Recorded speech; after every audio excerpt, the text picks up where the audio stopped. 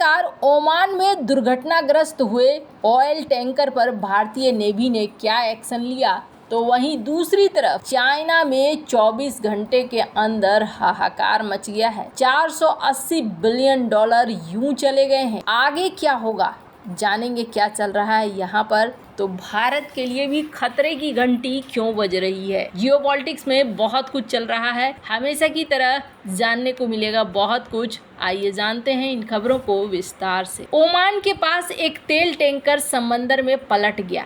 इसके 9 crew members को सुरक्षित बचा लिया गया। इसमें से 8 भारतीय हैं। रेस्क्यू किया गया। एक अन्य नागरिक श्रीलंका का है। जहाज पर कुल 16 सदस्य थे, जिनमें से 7 अभी भी लापता हैं। 5 भारतीय और 2 श्रीलंका के नागरिकों की तलाश अभी भी जारी है। समुद्री सुरक्षा केंद्र के मुताबिक प्रेस्टीज फाल्कन नाम का तेल टैंकर दुबई के हमरिया पोर्ट से रवाना हुआ था। इस पर कोमोरोस का झंडा लगा हुआ था। ये यमन के अदन पोर्ट जा रहा था। सोमवार को डुक्कम के पोर्ट टाउन के पास रास मद्रकाह से करीब 46 किलोमीटर दूर दक्षिण पूर्व में तेल टैंकर पलट गया। ओमान के समुद्री सुरक्षा केंद्र ने मंगलवार को इसकी जानकारी दी थी। ओमान में तेल के टैंकर के डूबने की जानकारी मिलते ही भारतीय नौसेना ने युद्धपोत INS तेग और एयरक्राफ्ट P-8I को राहत और बचाव कार्य के लिए भेज दिया। ये वारशिप ओमानी वेसल्स के साथ अदन पोर्ट के पास सर्च ऑपरेशन में शामिल हैं। कहा जा रहा है जहाज अब भी समुद्र में उल्टा डूबा हुआ है। इससे तेल लीक हुआ है या नहीं, इसकी जानकारी फिलहाल नहीं आई है, पर मीडिया रिपोर्ट्स के मुताबिक जो टैंकर डूबा है उसके लोकेशन 4 दिन पहले अपडेट की गई थी। ये लगभग 117 मीटर लंबा तेल टैंकर है, जिसे 2007 में बनाया गया था। आमतौर पर इसे छोटे टैंकरों का इस्तेमाल छोटी यात्राओं के लिए किया जाता है। डुक्कम पोर्ट ओमान के दक्षिण पश्चिम तट पर स्थित है, जो देश के तेल और गैस माइनिंग प्रोजेक्ट्स का प्रमुख केंद्र है। यहाँ मौजूद तेल रिफाइनरी डुक्कम के बड़े इंडस्ट्रियल एरिया का हिस्सा है, जो ओमान का सबसे बड़ा और इकलौता इकोनॉमिक प्रोजेक्ट है।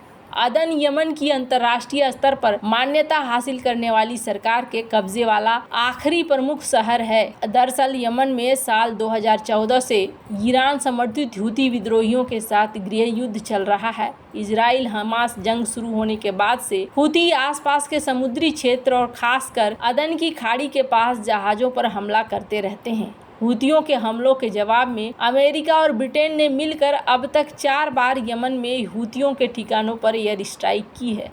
अमेरिकी मीडिया ब्लूमबर्ग की रिपोर्ट के मुताबिक लाल सागर में लगातार हो रहे हूतियों के हमलों के कारण अंतर्राष्ट्रीय ट्रेड पर गंभीर असर पड़ा है। भारत से यूरोप के लिए डीजल की सप्लाई पिछले 2 सालों के सबसे निचले स्तर पर पहुंच गई है। इसमें करीब 90% की गिरावट दर्ज की गई है। एशिया से यूरोपीय यूनियन और ब्रिटेन जाने वाले कार्गो के शिपिंग चार्ज भी बढ़ गए हैं। खैर, जहाँ एक तरफ भारत कम से कम यहाँ पर बचा रहा है लोगों को और लोगों को निकाल रहा है, इंडियन ओशियन में भारत की ताकत को भी दिखला रहा है। तो वहीं दूसरी तरफ स्क्रीन पे एक आर्टिकल देखिए, चाइना का स्टॉक मार्केट, यहाँ पर 480 बिलियन डॉलर का लॉस हो गया। क्यों लॉस हुआ और ये कहाँ पर हुआ है? वॉल स्ट्रीट सेमीकंडक्टर इंडेक्स, यहाँ पर 480 बिलियन डॉलर का लॉस हुआ। चाइनीज कंपनियों को और विदेशी कंपनियों को ज़्यादा लॉस हुआ है।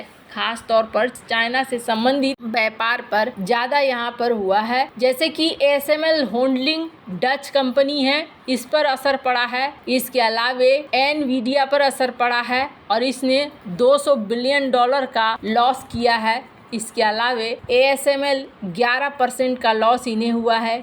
AMD 8%, Qualcomm, micron, broadband, arm ये सारे 5% डाउन रहे। लेकिन जिन चीप कंपनियों का ऑपरेशंस अमेरिका में रहा है, जैसे कि Intel, global foundries, Texas instrument, इनके बढ़े हैं 0.3 से 8.5%। ऐसा क्यों हुआ? ऐसा इसलिए हुआ क्योंकि हाल ही में डोनाल्ड ट्रंप ने इस बात को कहा था कि हम ताइवान से हथियारों पर पैसे लेंगे। इसके अलावा बाइडेन ने चाइनीज कंपनियों को चाइना को देने जाने वाली टेक्नोलॉजी दोनों के ऊपर रोक लगाने की बात कही थी। इस वजह से भी यहाँ देखने को मिला है कि शेयर में गिरावट है। वैसे आपको बता दूं, अभी चाइना ने अमेरिका के साथ न्यूक्लियर बातचीत करनी बंद कर दी है, जो हर साल होती थी कि आपके पास कितना हथियार है, हमारे पास कितना हथियार है, दुनिया भर में कैसे हथियारों को सुरक्षित रखना है, ये अभी बात होनी बंद हो गई है। वैसे अगर अमेरिका को देखेंगे तो अमेरिका ने स्क्रीन पर आप देखिए किस तरीके से पूरा जाल बिछा रखा है चाइना के सामने। यहाँ पर पूरा ये जो गोल गोल बिंदे देख रहे हैं, कुछ फ्यूचर बेस हैं आने वाले समय में और कुछ पहले से हैं, कुछ आर्मी बेस हैं, नेवल बेस हैं, कुछ एयरफोर्स के बेस हैं। इस तरीके से चाइना को ये घेर रहे हैं और जहाँ ये चाइना को घेर रहे हैं तो वहीं इनकी जो नाटो में एम्बेसडर थी, उनका बयान बहुत ज्यादा चर्चा में आया है। और यहाँ पर अब इन्होंने कहा है कि जिस तरीके से नाटो की जो फॉर्मर यूएस परमानेंट रिप्रेजेंटेटिव रही थी, उन्होंने कामना की है चाइना के इकोनॉमिक कोलैप्स की। वो दिखलाता है कि आप किस तरीके से सोचते हैं और कैसे हमारी इकोनॉमिक प्रोग्रेस से आप जलते हैं। अब इन्होंने क्या कहा था, इन्होंने दरअसल एक स्पीच दिया था और इस स्पीच में कहा था कि ठीक है चाइना के पास बड़ी सेना है, ठीक है चाइना के पास बड़ी नौसेना है, हो सकता है चाइना के पास बहुत सारे हथियार हो, लेकिन चाइना को अगर काउंटर करना है तो हमें उनके इकोनॉमी को कोलैप्स कर देना होगा, उनकी इकोनॉमी को तबाह कर देना होगा। और अगर इकोनॉमी तबाह हो जाती है तो फिर सब कुछ यहाँ पर कंट्रोल में आ जाएगा। ग्लोबल टाइम्स दरअसल उनकी इन्हीं बातों को लेकर कह रहा है कि आप यहाँ पर क्या चाह रहे हैं। आप चाह रहे हैं कि दुनिया की बड़ी बड़ी कंपनियाँ हमारे देश में इन्वेस्टमेंट ना करें, हमारे साथ बिजनेस ना करें, हमारे यहाँ जॉब उत्पन्न न हो और हमारी इकोनॉमी कोलैप्स कर जाए। ये माइंडसेट दिखा रहा है कि आपके अमेरिका के बड़े पॉलिटिकल एलिट्स कैसे सोचते हैं चाइना की तरफ। उन्होंने कहा कि जिस डायरेक्शन में रणनीति चल रही है चाइना की, वो साफ साफ दिख रहा है कि अमेरिका चाहता है बीजिंग की इकोनॉमी को क्रश करना, खत्म करना। वहीं चाइना चाहता है कि एक लॉन्ग टर्म ग्रोथ और डेवलपमेंट का रास्ता बने, इकोनॉमिक बैटल ग्राउंड न बने चाइना और अमेरिका के बीच में। उन्होंने कहा कि जो वर्ड्स इन्होंने कहे हैं ये फॉर्मर एम्बेसडर रही हैं नाटो की, और ये दिखला रहा है कि ये लोग हमारे विषय में कैसा सोचते हैं। ये मानती हैं कि चाइना के पास हो सकता है बड़ी मिलिट्री हो, बड़े नेवी हो, बड़े वेपन्स हो, बड़ी मिसाइलें हो, न्यूक्लियर वेपन भी हो, स्पेस स्टेशन भी हो, जो कि अमेरिका हमें रोक नहीं सका। अब ये हमारी इकोनॉमी को कोलैप्स कराना चाहता है, हमारी इकोनॉमी को तबाह करना चाहता है। जो